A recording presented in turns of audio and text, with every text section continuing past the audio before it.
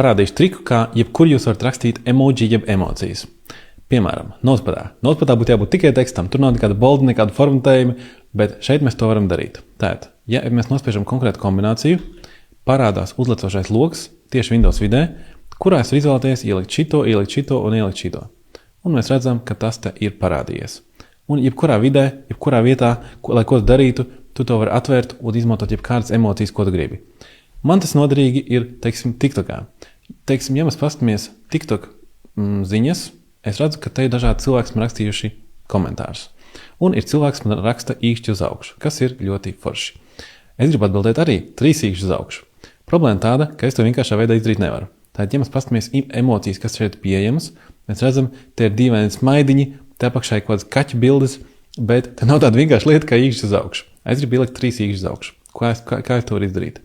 Agrāk es to darīju, tā es vienkārši paņemu no šejienes, nokopēju un ielieku iekšā šeit 3 reizes. Tātad paņemam šitā. Un tas strādāja. Bet tas ir nērti. Un kāpēc reāli komentētāji var ielikt īkšķus augšu? Tāpēc, ka visdrīzāk viņi lietoja telefonu un telefonā pie klaviatūras tur nospiest emociju ikonu un to darīt. Datorā tas nav tik vienkārši. Tāpēc datorā sakli izmantošu Windows triku, kas ir Windows un punkts. Ja tu Windows pogu turot nospied punktu, tu nonāc šajā joslā un tad tu vari spiest 3 reizes šito un publicēt. Un tagad es atbildēju ar 3 īkšķiem uz augšu. Paldies par klausīšanos, līdz vēlākam!